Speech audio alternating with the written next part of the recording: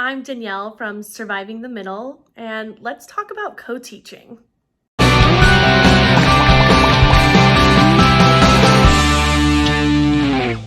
So co-teaching is on the rise, and for good reason. It's the better scenario, in my opinion, for giving students their special ed services without pulling them out of the classroom. We want to keep students in their least restrictive environment, and then when we pull them out to give them their services, how does that make them feel? Especially at the middle school and high school level, students do not want to be pulled out, and therefore co-teaching is the better solution. So you may find yourself starting a new co-teaching partnership. Your principal had said you're co-teaching this year, and now you're here wondering what the heck are you gonna do? And hopefully I can give you some tips on to help ease yourself into a new co-teaching partnership. So a little bit about me. I am a special ed teacher. I teach at the middle school level. And for the past 5 or 6 years, I've been co-teaching with the same teacher. But this year, I'm not only co-teaching with him, but I'm starting a brand new co-teaching partnership with a 6th grade teacher. So I thought this would be the perfect time to kind of explain how I go about navigating this new co-teaching assignment. First of all, take a deep breath. It's gonna be okay.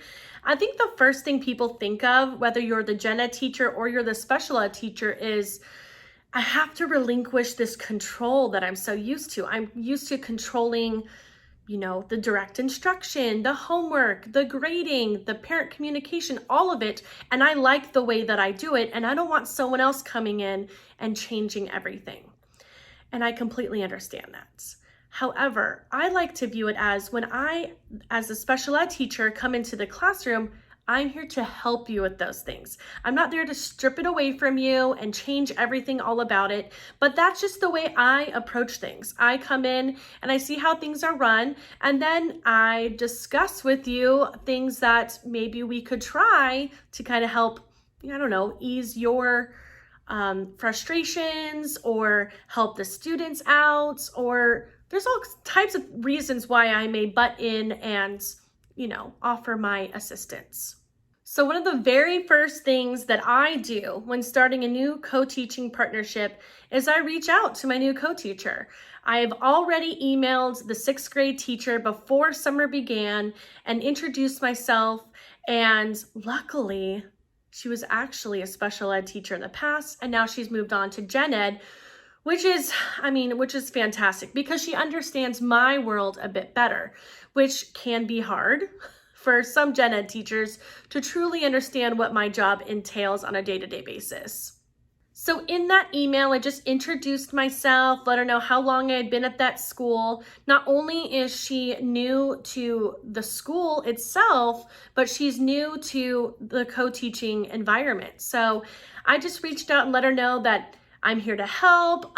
Call me if you have a few minutes, let's discuss the new year. Do you have any questions up front? And that really helped, I think, kind of establish a little bit of a relationship before next year even begins. If calling your new co-teacher is a little daunting, I understand. It's not necessary right now. You're gonna see each other face to face eventually, but sending a nice friendly email, just introducing yourself, giving them your information, or just, letting them know this is my email, is actually really helpful when starting a new partnership. So once you finally sat down and met your co-teacher, find a good time for you guys to actually discuss the upcoming school year. I'm a special ed teacher, so my view on things is a little bit different, but I like to ask them, do you have any experience with teaching students with special needs? Because I'm assuming you guys are all co-teaching for students with special needs. So this is just what this video is all about. So I'm gonna ask them, do you have any experience with teaching students with IEPs? Are you nervous about anything? Yes, as a new co-teacher, you're probably going to be in more IEP meetings just because you are directly teaching that student. However, maybe they just never really taught students with special needs in the classroom, and it's very daunting. So as a special ed teacher, keep that in mind. But as a gen ed teacher, keep in mind that us special ed teachers are there to offer support. We're not there for judgments or anything like that. We're just trying to figure out the best way to co-teach with you and to support our students at the same time. So having that discussion is very important. One of the reasons why it's so important is there's a few things on the special ed side of things that I would say my gen ed teacher should not be doing. For one thing, if a parent of a student with an IEP is emailing them, asking them a bunch of questions, I always ask the co-teacher, could you loop me in on those before you respond? Because, some parents, we tread carefully when we talk about a student and their services and things like that. And sometimes I can give really good information on what to say. Sometimes I'm like, nope, girl, tell it like it is. And other times I'm like, ooh, let's find a better way of saying that, because we don't want to get other people involved. Another important thing to remember too is, some teachers, they want to offer class changes or even just full-on program changes, and that should not be discussed unless in an IEP meeting. And so there's just a few things that I like to let my co-teacher know, like, let's not say those things to parents unless I'm there or I'm the one saying them, because believe me, there are just certain scenarios you want to avoid. So lean into your special ed teacher when it comes to those types of things. Just double check and ask them before you send an email. And these are the types of things I like to discuss with my gen ed teacher before the school year really begins. Also, when asking my gen ed teacher whether or not they've taught students with IEPs, is because, there's a lot of accommodations that go into teaching students with IEPs. I like to make sure there's more visuals. We're really using those accommodations, not just for that one specific child, but for everybody. Everybody can benefit from having a story read aloud to them, or having a graphic organizer for writing. And these types of things can be embedded into the curriculum as you go along. And so I always like to feel out to see, have they used accommodations in the classroom? How do they feel about it? Because if they have this really negative vibe about accommodations and support, then I'm going to probably be going to my principal or admin and say, how can we approach this differently? Or I'm going to just really try and be gung-ho about, no, accommodations are awesome, it's not that bad, because they really aren't. And, differentiating the curriculum doesn't need to be hard, especially if you have another teacher there to help you with it. But besides just discussing IEP-related things, I also like to know, what's your goal for the year? What are you, we all have a goal in mind, of course, it's to teach in the content, but what other goals do you have in mind? Do you want them to become more independent and confident? Because I can help with those things. Is your goal just to survive? I can help with that too. Girl, I'll be hooking you up. You want to bring a Keurig in here? Do you want to bring snacks daily? I got you. Just let me know what is your goal for this year so I can help you out. My co-teacher, Mr. S, I specifically have a Keurig just for him. I have snacks, I have candy. So when there's a bad day, I just sneak a little on his desk, and it just makes the partnership a lot more lighter and brighter, and you feel supported, and that's what I'm here for. So another thing I like to discuss is rules. What are some rules that you are absolutely adamant about in the classroom? And I'll discuss mine too. That way I can support you or them with those rules in the classroom. It's kind of like, parenting, really. What are your rules? I'm going to stick to it. For example, my co-teacher, Mr. S, does not like the students wearing hats in the classroom. I don't mind, but I support him in that. And I'll tell the kids, hey, take your hat off, or Mr. S is coming back. Better take your hat off before he comes in, and just support him in those things. And there are certain rules that I have in the classroom that he supports me in as well. And so that's a great discussion to have, especially in the first few weeks of school when you're feeling out the class, going over those classroom expectations. You want to be able to support each other in those things. And believe me, it makes for a much better partnership. While you're sitting down with your new co-teacher, it's also a great time to discuss curriculum as well. At my school, we have what's called CORE, language arts and history is taught by the same teacher for 2 periods. So I'm only in there for one of the 2 periods. And I've worked with Mr. S for many years, and we've decided I'm going to teach history this year while I'm in there. So I'll be doing a lot of the direct instruction for history, and he can throw in other history assignments as well during his time. And while I'm teaching, he's supporting, or if there's a time where the students don't need as much support, he's grading. He's getting ready for his portion of the day.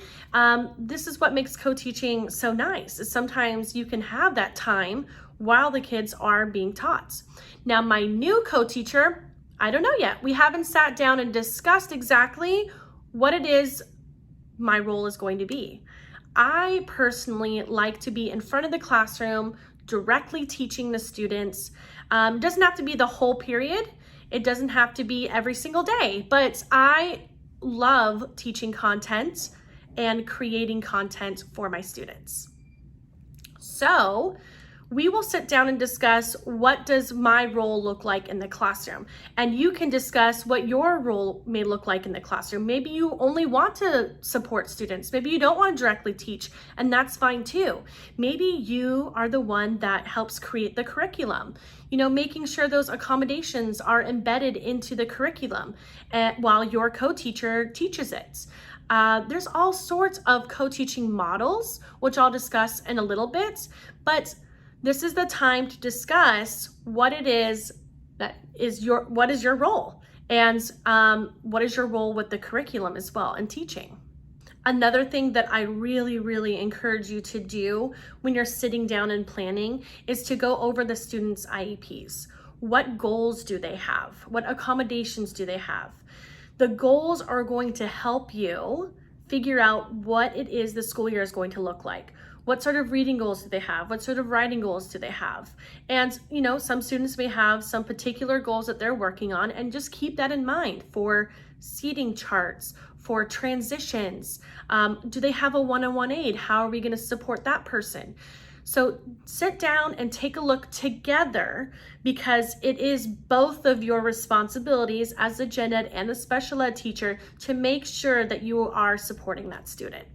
While you're sitting down and starting to plan with your co-teacher, another great thing to do is to pick a day in which you are both going to plan together. Maybe it's every day. Maybe it's on Mondays. Maybe it's on Fridays. Whatever that is, sit down and discuss what type of lessons are coming up, what type of units are coming up, discuss who's teaching what, and really discuss those different types of co-teaching models.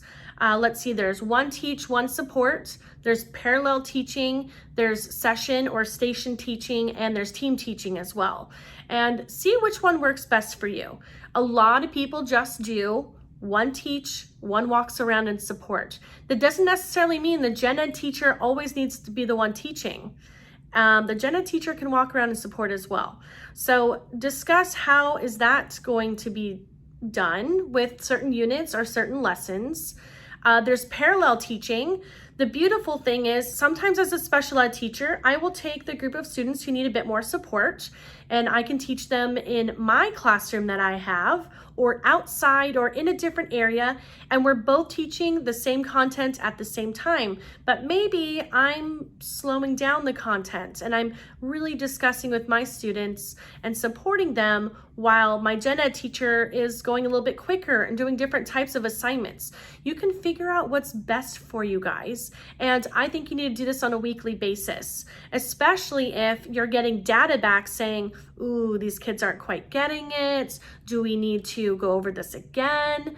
Do we, come back to this at a different time? There's a lot of discussion with co-teaching, and you have 2 sets of eyes on the data, 2 sets of eyes on the students. And if you're both walking around and supporting, you're gonna have these deeper conversations about students and your curriculum and really hone in and help support your students. Now, in this video today, I'm just discussing how to kind of start off these conversations, or good conversation points to have with your co-teacher. And I understand that not everyone is going to want to sit down and talk with you. Some people are a little more hard-headed. Some people need to learn to trust you as your co-teacher. There's all sorts of reasons as to why it may not be smooth in the beginning, but the best thing to do is to continue to have those conversations, whether that person wants to or not. Reach out and say, can we sit down and plan together? I mean, we over communicate, my co-teacher and I. Sometimes he's calling me, I got this brand new idea. What do you think? Do you think you could make this worksheet for me? I mean, we overly communicate because you're in the classroom with them day to day, every day, learning to work with each other. So the biggest thing I can tell you is to communicate.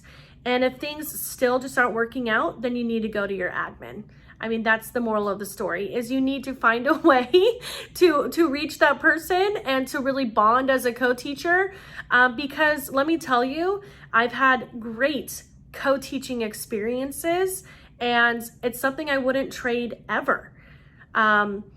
So just be sure that communication is absolutely key, especially in the beginning. And just a few other things to kind of help you along with the school year.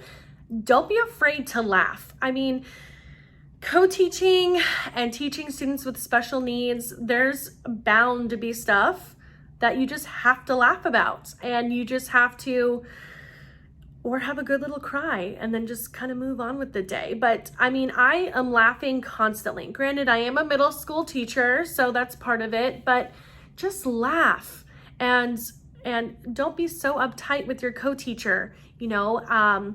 Just find ways to kind of solidify this unique partnership that you have. Not everybody has this partnership on campus. I mean, also, not everyone just gets to leave and use the bathroom whenever they want because their co-teacher's also in the classroom. So just keep that in mind, you know? Look at the positives and, you know, message me if you have any questions on Instagram, or comment below, and maybe some other co-teachers on here can help you get started with a brand new partnership.